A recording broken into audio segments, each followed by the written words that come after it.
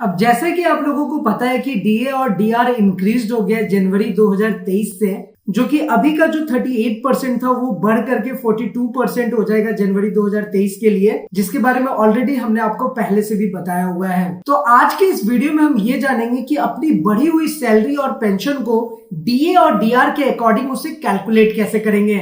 तो बेसिकली ये एक इंफॉर्मेटिव वीडियो होने वाला है, इसलिए आपसे रिक्वेस्ट है कि आप वीडियो को शुरू से लेकर लास्ट तक जरूर देखिएगा, क्योंकि यहाँ पर मैं आपको पेंशन और सैलरी का कैलकुलेशन फॉर्मूला बताने वाला हूँ। तो जैसा कि आपको पता है कि हर एक चीज मैं आपको स्टेप बाय स्टेप बताता हूँ, तो वैसे ही बताऊंगा। एक चीज का आप मेक श्योर जरूर रहे कि अभी तक आपने एटीएच इंडिया चैनल को सब्सक्राइब नहीं किया तो सब्सक्राइब जरूर कर लीजिए, बेल आइकन को दबा दीजिए, सो दैट ऐसे लेटेस्ट इन्फॉर्मेशन आपको हमेशा मिलते रहे। और अगर आप एटीएच इंडिया चैनल को आपने पहले से सब्सक्राइब किया तो आपको पता ही है कि चाहे वो स्पर्श पेंशन पोर्टल हो, लाइफ सर्टिफिकेट हो, या वन रैंक वन पेंशन हो, बैंकिंग, फाइनेंस, एवरीथिंग, सब कुछ हम आपको प्रैक्टिकली स्टेप बाय स्टेप बताते हैं। तो चलिए बिना देरी किए हुए सबसे पहले हम समझते हैं डीए और डीआर के जो वैल्यूज इंक्रीज होते हैं उसके अकॉर्डिंग हमारे जो बेसिक सैलरी है, हमारा जो पेंशन है, वो किस तरीके से हमें बढ़ करके मिलता है। तो देखिए यहाँ पर सबसे फर्स्ट बात ये आती है कि डीए और जो डीआर है वो अपना इंक्रीज होकर के 42% तक चला गया है। ये तो हम सबको पता है, क्योंकि इसके बारे में ऑलरेडी मैंने आपको बताया है। अभी 38% मिल रहा है, वो अभी बढ़ करके 42% हो गया है। अभी ये 42% कैसे हो जाएगा, इसके बारे में भी मैंने आपको बताया कि जो एआईसीपीएन की जो आंकड़े हैं उसके हिसाब से जो स्टेशनरी वैल्यू है नवंबर 2022 के लिए वो 132.5 था। वही वैल्यू सेम अक्टूबर के लिए भी था। तो इसके अकॉर्डिंग ऐसा कहा जा रहा है कि जो दिसंबर का जो आंकड़ा एक्चुअल निकल करके आएगा वो भी 132.5 का होगा। तो अब मे भी अब ऐसा सोच सकते हैं कि दिसंबर का आंकड़ा आखिर आएगा कब। तो देखिए इसके बारे में मैंने आपको बताया था कि जो दिसंबर का आंकड़ा होता है 31 दिसंबर 2022 का आंकड़ा आपको 30 जनवरी 2023 को देखने को मिलेगा। यानी कि 30 जनवरी 2023 को हमें एक्चुअल पता चल जाएगा कि जो हमारा जनवरी के लिए जो कंफर्म डीए और डीआर है वो 42% कितना होगा। मे भी 42 पॉइंट समथिंग हो सकता है, थोड़ा सा बढ़ करके हो सकता है, लेकिन जो आंकड़े कह रहे हैं उसके अनुसार आपका 42% तो निश्चिंत ही रहेगा, इससे घट करके नहीं आएगा। क्योंकि अगर वैल्यू जो है वो स्टेशनरी रह जाती है तो भी आपको 42% का इंक्रीमेंट देखने को मिलेगा। तो अब ऐसे सिचुएशन में जो पहले तक आपका जो डीए और डीआर था वो कितना था, 38% था। अब 38% से हमारा जो इंक्रीमेंटेशन हुआ है वो कितना हुआ है, 42% का, यानी कि 39, 40, 41 और 42। तो इस केस में अगर देखा जाए तो जो डिफरेंस वैल्यू आ रही है वो कितना आ रहा है, 4% का, यानी कि 4% हमारा डिफरेंस आ रहा है। तो बस इजी सा एक फॉर्मूला है, उस फॉर्मूला को अप्लाई कर देंगे, उसके बाद जो हमारा जो अमाउंट है वो हमारा एक्चुअल बेनिफिट हो जाएगा। तो चलिए उसे अच्छे से समझ लेते हैं। सबसे पहली चीज तो ये है कि आपका बेसिक सैलरी या बेसिक पेंशन जो भी है वो आपका पता होना चाहिए। तो मैंने यहाँ पर एक जो बेस सैलरी माना है वो माना है 18,000 रुपए। तो अब आप कोई भी केंद्रीय कर्मचारी, आपका जो भी बेसिक सैलरी मिलता है, बस आपको उससे वो मल्टीप्लाई करना होगा 4 से, क्योंकि ऑलरेडी 38% तो आपको मिल ही रहा था, अभी 4% एक्स्ट्रा आपको मिल रहा है, तो वो 4% का वैल्यू हम कैलकुलेट कर लेंगे। तो अगर आपका 18,000 बेस सैलरी है उसको 4 से मल्टीप्लाई करेंगे, डिवाइडेड बाई 100 करेंगे, तो जो एक्चुअल वैल्यू निकल करके आएगा वो आएगा 720 रुपए। अब 720 कहने का मतलब क्या है कि ये एक महीने का इंक्रीमेंटेशन है। अगर आपकी सैलरी 18,000 बेसिक सैलरी है, अगर बेसिक सैलरी आपका 20,000 है तो थोड़ा और बढ़ेगा, 40,000 है तो उसके अकॉर्डिंग हम कैलकुलेट कर लेंगे।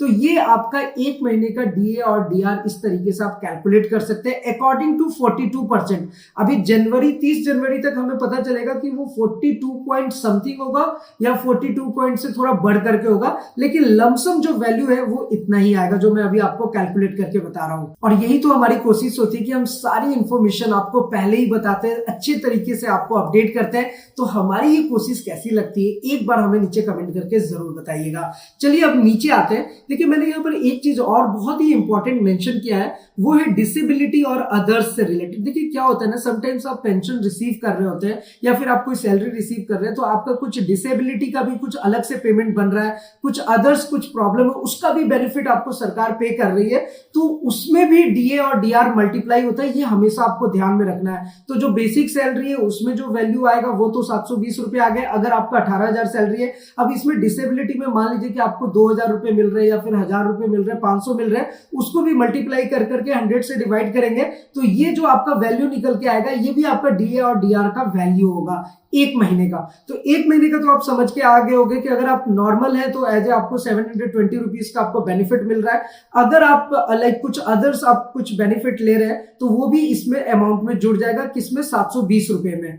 अब इस तरीके से अगर आप ओवरऑल कैलकुलेशन करेंगे तो आपको जो 3 मंथ्स का कैलकुलेशन है वो आपको कितना मिलेगा, 720 रुपए जो आपके एक्चुअल है। अगर कुछ डिसेबिलिटी है तो वो भी इसमें जुड़ जाएगा, इसलिए मैंने प्लस किया हुआ है। और उसको अगर आप 3 से मल्टीप्लाई करेंगे तो आपका जो टोटल वैल्यू आएगा वो आएगा 2160 रुपए। अब मैंने यहाँ पे 3 मंथ्स क्यों लिखा है इसको भी आप अच्छे से समझ लीजिए। देखिए क्या है ना कि जो आपके डीए और डीआर जो इंक्रीमेंट हुआ है 4% का जो आपको इंक्रीमेंटेशन मिला है वो आपको मिलेगा जनवरी से अप्लाई होगा। अब जनवरी, फरवरी और मार्च ये 3 महीने को अगर आप कैलकुलेट करेंगे तो ये 2160 रुपए बन जाएगा अगर आपकी बेसिक सैलरी 18,000 रुपए है तो।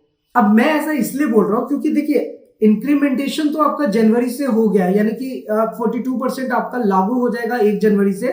लेकिन होता क्या है ना कि जब कैबिनेट में अप्रूवल की बात करेंगे तो वो अप्रूवल होगा मार्च में, यानी कि जनवरी में जो आपको पेंशन पहले से मिलता आ रहा था 38% के अकॉर्डिंग वही मिलेगा, फैब में भी वही मिलेगा, मार्च में भी इवन वही मिलेगा।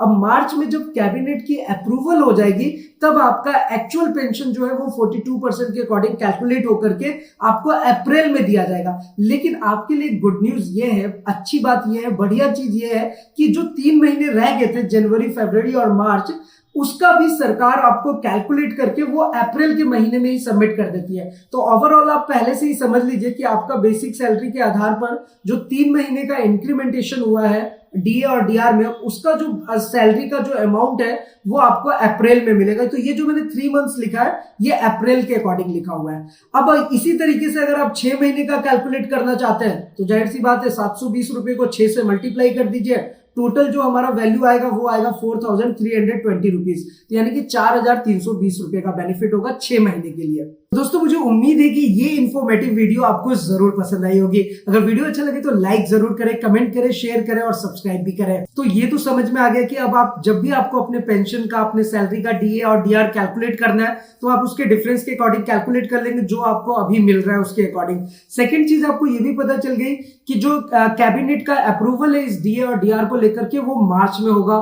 तीसरी चीज आपको ये पता चल गया कि ये जो बढ़ा हुआ पेंशन है, बढ़ा हुआ सैलरी है, ये आपको अप्रैल में मिलेगा और जो 3 महीने के रह जाएंगे जनवरी, फरवरी और मार्च, वो भी आपको अप्रैल में ही क्रेडिट कर दिया जाएगा। ये तो बात होगी डीए और डीआर से रिलेटेड। अब अगर 1 रैंक 1 पेंशन की बात करें तो आपको पता ही है कि 1 रैंक 1 पेंशन का जो पीआईबी की तरफ से पेंशन टेबल है वो तो रिलीज हो गया है, लेकिन एक्चुअल टेबल जो डीएसडब्ल्यू या पीसीडीए की तरफ से आना है वो अभी बाकी है। तो उसका भी जो सर्कुलर आएगा हम आपके साथ जरूर अपडेट करेंगे।